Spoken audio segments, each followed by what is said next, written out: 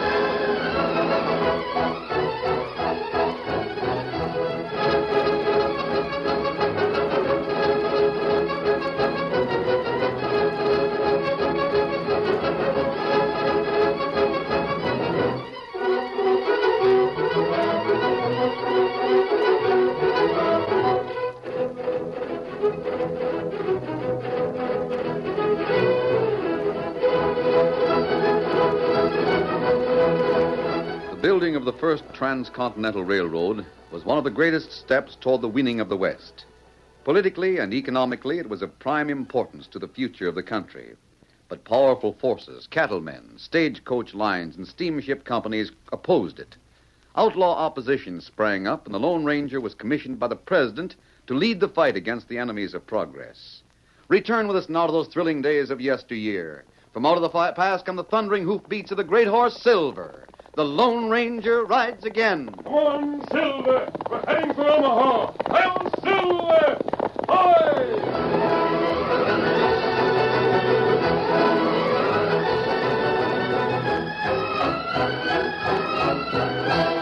Omaha became a boom town when the construction of the railroad to the west got underway. It was the focal point for laborers in search of work who came from all parts of the country.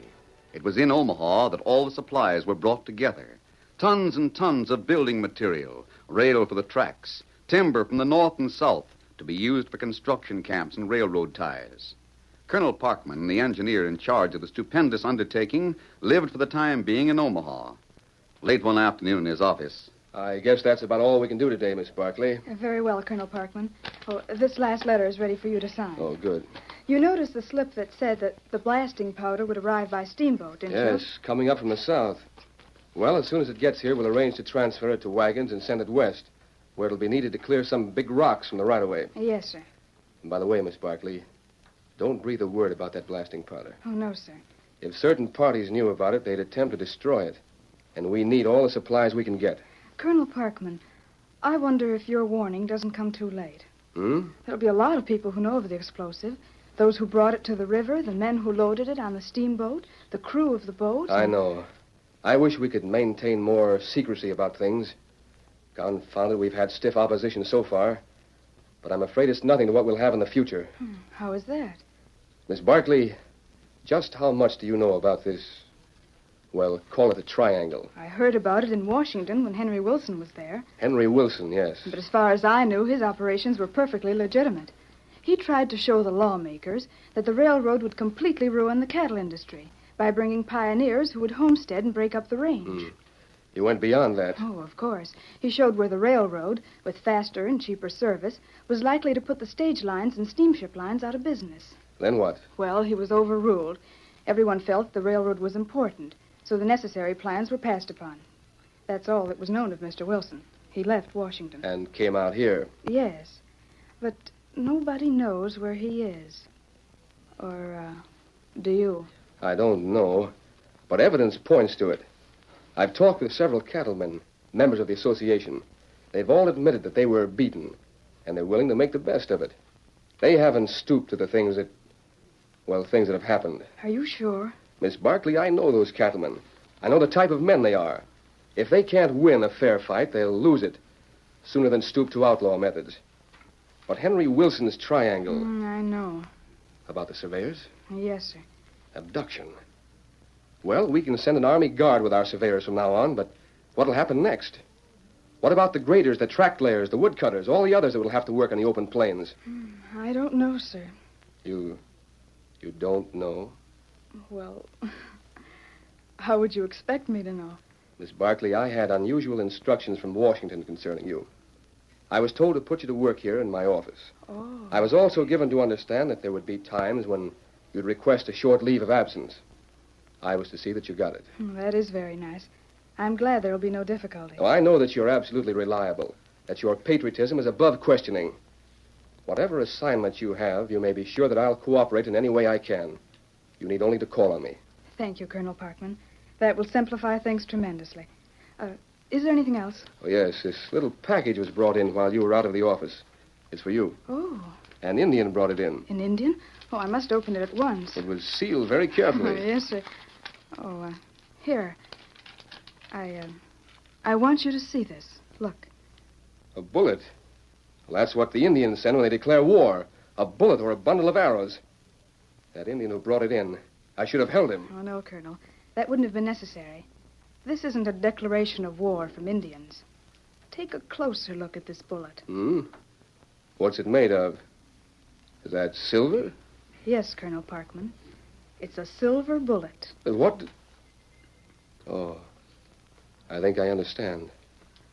I think I do understand.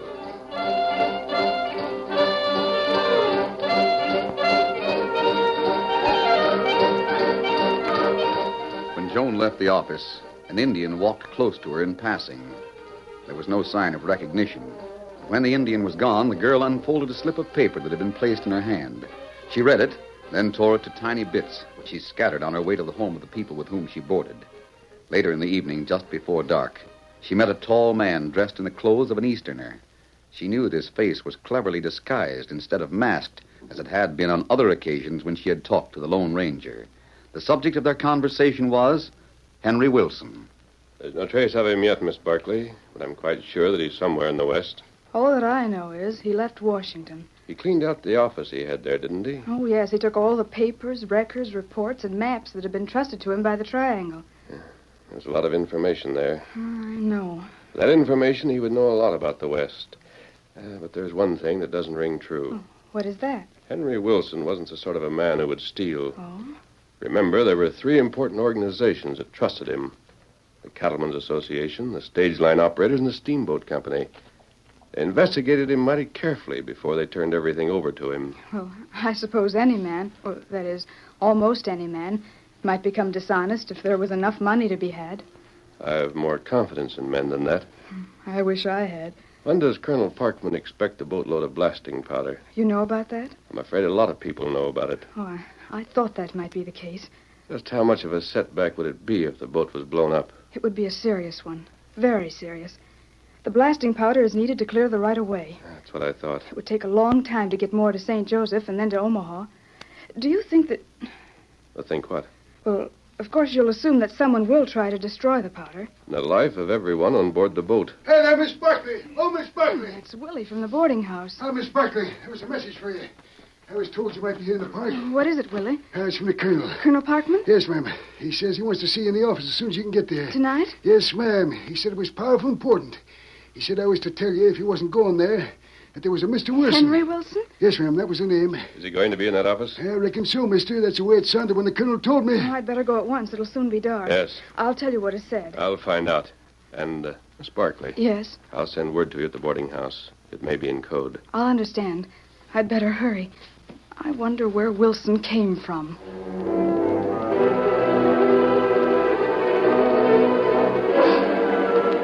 Mr. Wilson started to explain before you came, Miss Barkley. You mind starting over, Mr. Wilson? Not at all. I'd like to have my secretary make notes. Well, sure thing. I understand you're from Washington, Miss Barkley. Yes. Funny, I never saw you there. But I guess it isn't so strange at that. I kept pretty much to my office. I know. The reason I came out here so suddenly was because my life was in danger. Oh. Certain unscrupulous men wanted to use information I had to further their own interests. I might explain that in furthering their own interests, they will make no end of trouble for the railroad. The one means of saving my own life is to put these plotters in jail. That's why you came to Colonel Parkman. That's right. I thought the colonel would know what to do. Before we can jail them, we must have something against them. Attempted destruction of a boat is sufficient, isn't it? What? I think I can help you capture the men who are planning to blow up the riverboat from St. Joe. Wilson, how can you help? Do you know the men who are planning that? Well, I couldn't point them out. How do you know they're going to destroy the boat? I still have sources of information. Where are your I headquarters? prefer to keep them a secret for the moment. Do you still have all the letters and papers that were taken from your Washington office? Oh, yes, of course. All those things are perfectly safe, and I propose to keep them that way. What about the boat? What do you know of the plans? I can describe the man who's going to actually fire the blast. Though I don't know him on sight, I know he's sandy-haired, he walks with a slight limp, he's known as Lefty, and he has a knife scar on his right cheek. That's a good description. He'll board the boat at St. Joe. I'll telegraph at once and have him kept off the boat. Oh, no, I don't think that would be wise. Don't like that idea? There are others in the gang. This fellow's removed, others will replace him. And your suggestion? Have men go on board to watch this man and see whom he talks to. After the boat gets underway, capture everyone and hold them in confinement till the safe delivery of the powder has been made. Good. That's a good suggestion. Prepare the messages, Miss Barkley. Yes, Colonel Parkman. And now, if you've no objection, I'll slip away in the darkness. But where can I reach you, Wilson? Do you know what a commotion your disappearance caused? Until I'm sure that it'll be safe, I'd prefer to give no address. I'll communicate with you. But what if I must? I'm armed, you see. And I don't want to be followed, Colonel Parkman. You'll hear from me soon. Wilson, are you threatening me? By no means, Colonel. But I'll be of little help dead. Alive, I may learn more plans of this gang. Good night. He's the most amazing man I've ever known. Well, we'll respect his desires, Miss Barkley. I suppose he's right in keeping his address a secret if he wants... Help! Stop! Oh, there's Mr. Wilson. Something's happened. Let me go! Help, Parkman, help! Oh, there, horses. Help! Help! My gun. It's pitch dark. I can't see a thing. I'll get my gun and find the horse. Colonel Parkman. The lamp. Miss Barkley, run. Someone's in this room. Run, Joan. Get away. Hurry while you can. Where are you, Colonel? I can't see a thing. Get away. I'm armed now. I'll get him. I'll shoot it out. Me fix gag, me Oh, rope that you. voice, Tonto. Now me fix you. You keep No, quiet. no, Tonto. He's Colonel Parkman. He's the wrong man. Oh, if there were only a light here. Now me take you away. Colonel Parkman, it's all right. The Indian will find out you're the colonel. I promise you it's all right. Tonto, can't you understand what I'm saying? Leave him. Oh, where is that other lamp? Tonto, I know it's you. Tonto, please believe me. I can vouch for the colonel. Where's your friend, Tonto? Speak to me. Are you still here? Oh, here's the lamp. Where are you? Don't leave until I speak. Oh, gone. Gone with the colonel. Oh, what a frightful mistake Tonto has made. Oh, there's the light. Surely a message of some sort will have been left, and... No message. Nothing. But it must have been Tonto. Who else? Was it another Indian? It could have been. Henry Wilson, then the colonel. Wilson's enemies. Oh, where's the Lone Ranger?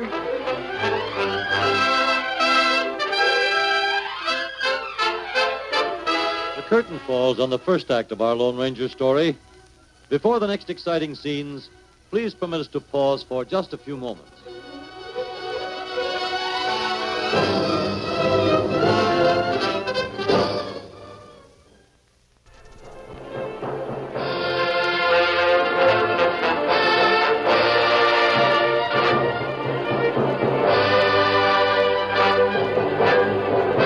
Now to continue our story. Two horses, a large white stallion and a powerful pinto, raced through the almost total black of night, heading for a thickly wooded section outside of Omaha. Each horse carried double. The first one was ridden by the Lone Ranger. Come on, Silver. You'll pay for this. Colonel Parkman will find you and hang you. The less you struggle, Wilson, the easier this ride will be. You wait. My friend Colonel Parkman will learn He about already knows. You'll see him in a few minutes. What? See him? Come on, Silver.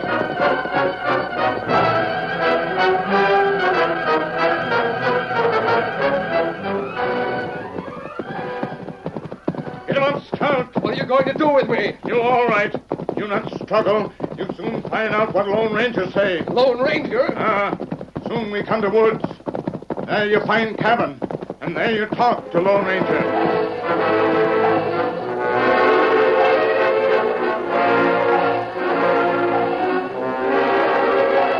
A short time later, Tonto arrived at the cabin in the woods.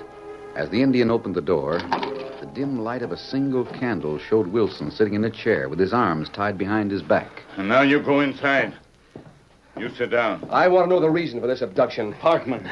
This Indian captured me a minute after you were seized. Oh, Where's the man who captured you, Wilson? he left me here. He said he'd be back in a minute or two. Him close by. You take seat. Might as well. Lone Ranger come in soon. Lone Ranger? Yes. The Indian claims I'll be talking to the Lone Ranger in just a moment. You've heard of him, haven't you, Wilson? Yes, I've heard of him. Well, if the Lone Ranger planned this affair, he has a reason for it. I wish I knew for certain that it was the Lone Ranger. You can be sure of that. Masked. That's the same voice. Are you the one who captured me? Yes, Wilson. I'm the same man. I removed my disguise that I've been wearing and put my own clothes on. And that mask. I told Tonto to shoot the light out before he went after you, Colonel Parkman. I didn't want you to snap one of those fast shots that have made you so famous. Why are we here? Because I think the most important thing right now is the safety of that riverboat. You have a strange way of safeguarding that boat. Wilson was telling me about the man who plans to destroy it. Now you've captured me, so I can't send word to have that man arrested. How did you describe the man, Wilson? I told Colonel Parkman what he looked like. Why should I repeat? I can tell you.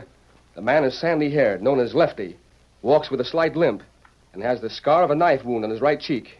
I just wanted to make certain. Then you knew about him? I know the man who answers that description. Then let me go. Let me get word to St. Joe to have this fellow seized. Can't you understand the importance of this? Colonel Parkman has the authority to have that man arrested. No one else could make such a demand. Colonel Parkman is going to have Lefty arrested. He'll have to go to St. Joe to do it. The lawman in St. Joe wouldn't put Lefty under arrest because of a telegram. He couldn't be sure it really came from the colonel. Go to St. Joe? I'm to go there? Yes. I think the sailing of the riverboat with the blasting powder can be delayed that long if you send a telegram. I'll go with you. And what about me? For the time being, Wilson, you'll stay here. Here? You mean in this shack? Yes. Tonto will see that you're fed until we return. You can't do this. Colonel Parkman, he can't keep me a prisoner. I hope you know what you're doing. If I'm wrong, I'll be responsible for anything that happens. Now, I'll untie your hands, Colonel Parkman. Now you see here. If you don't release me, Tonto will stay here with you, Wilson. He won't keep you gagged except when he sleeps. Me watch him. Good. There. Come on, Colonel Parkman. The sooner we find a horse for you to ride, the sooner we'll get to St. Joe. The colonel was a splendid rider and a strong man, but he felt the pace the masked man set on the trip to St. Joe. There were pauses only when the horses had to rest and graze, and one short break for a few hours of sleep. During the trip, the Lone Ranger outlined certain things. Are you sure of this? Yes. Well, if what you say is correct, of course you can count on me to help in any way possible. Thanks. I was sure I could count on you, Colonel Parkman. Now, let's make sure the boat leaves St. Joe after dark, and then, well, you know when to declare Lefty a crook. Yes, I know. Shortly after the riverboat pulled north from St. Joseph, a man whose face was scarred, who walked with a limp, made his way toward the stern where two men stood watching the moonlight on the water. What's the matter, boys? Huh? Lefty. That's right, Butch. It's Lefty again. We're just going to ask you and Red if the law got wind of you two in St. Joe. Yeah, what's the matter with you, Lefty? We done nothing wrong. Well, not that the law knows about. That is, nothing that can be proved. You look here, Lefty. If you followed Who said us... anything about following you, Red? Well, you're wasting your time, Savvy. You've had a notion all along that we were a couple of crooks. I'm getting tired of being watched by you. Tired of it, huh, Red? Well, that's too bad. Because maybe someday you'll get tired enough of seeing me around to try a knife on me, like was done a few years ago, and then I'll have you. I'll have you then because I'll be able to shoot to defend myself. Pretty smart, huh? A real smart lawman traveling around just looking for trouble. Uh-huh. Trouble that's stirred up by you two. Yeah, leave us alone. We didn't ask to hear your smart talk. Maybe you'd tell me why you're Omaha bound. Is there a law again going to Omaha? No, not that I know of. Or is there any new law that says we got to tell why we're going there? No, I just figured maybe you'd tell me. We're not doing favors for anyone, Lefty. Least of all, anyone like you.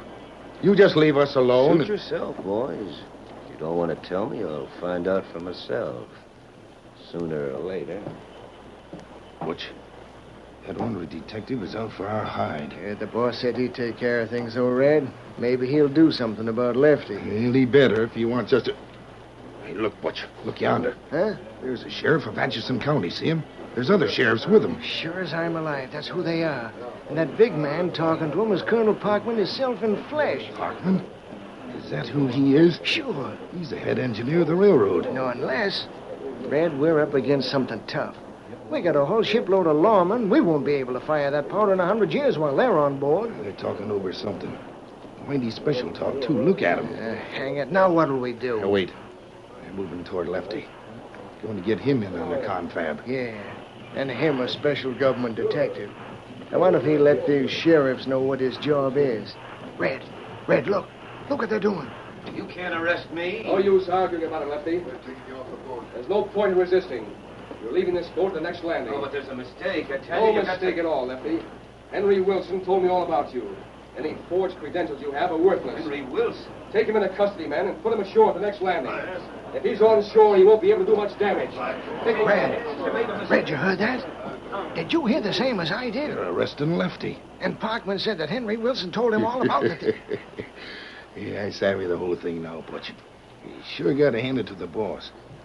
He fixed us so Parkman thought Lefty was on board to explode the powder. That's it. As soon as they leave the boat, we'll be in the clear. There won't be anything to stop us.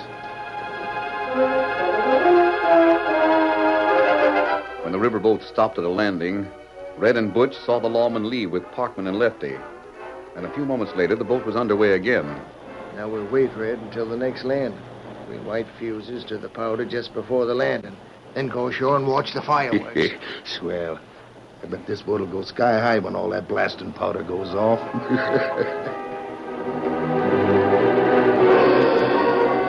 On through the night, the boat moved, with passengers asleep, not suspecting that they were in peril of being blown to bits by the blasting powder. Lights glimmered in the wheelhouse, where the man on duty watched for dangers that might be floating in the river ahead.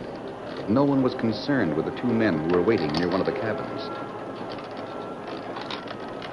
Can you get that lock? I'll have the door open in a second.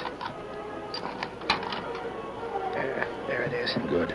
Now stand by the door while I fix a fuse to the kegs of powder. Right. Maybe I should strike a light. Oh, no, you can find the kegs. That's all there is in here. I got one. The fuse to one of them is all that'll be needed. That's all. When one explodes, they'll all go. Well, punch ahead and keg it. I'll shut the door a minute so there won't be so much noise outside the room. Go ahead. The door's closed. I'll use the butt of my gun.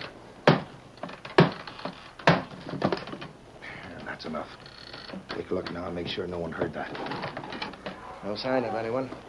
You got the fuse? Yep. One end's in the keg. I'm all set to light her off as soon as we put in at the next landing. Good enough. All we got to do now is wait.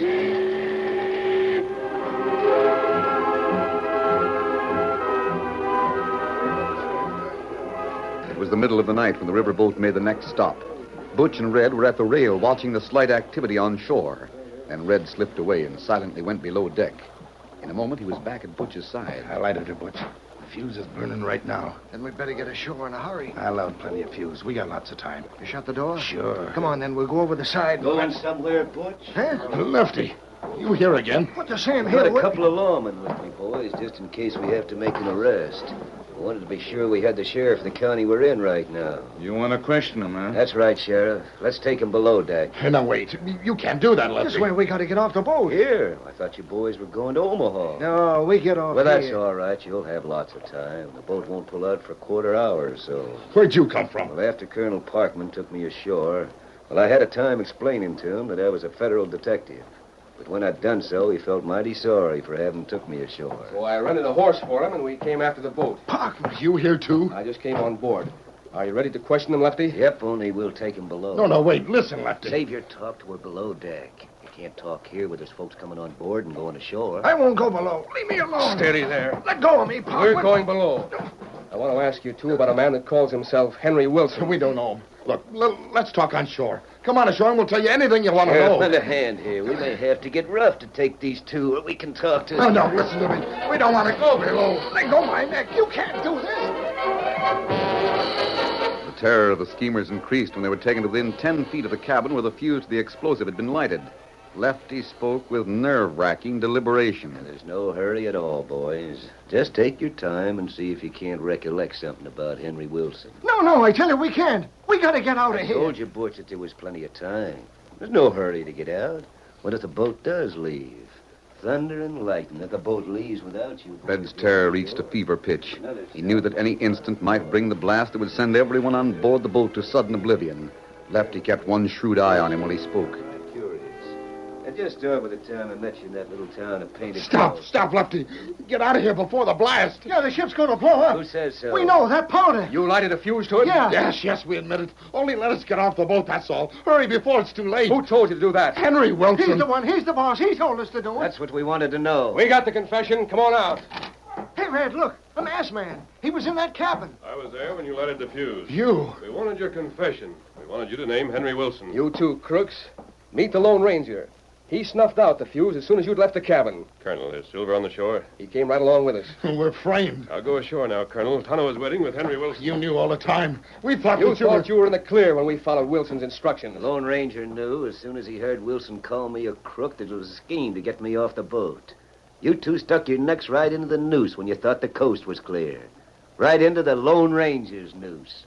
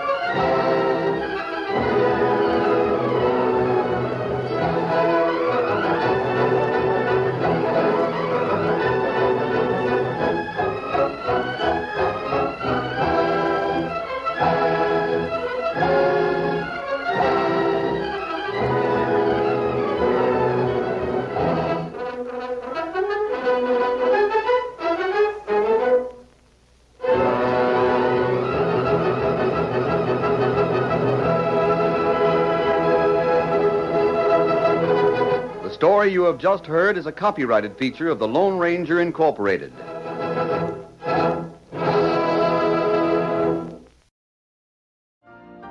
You've been listening to the OTR Gold Network.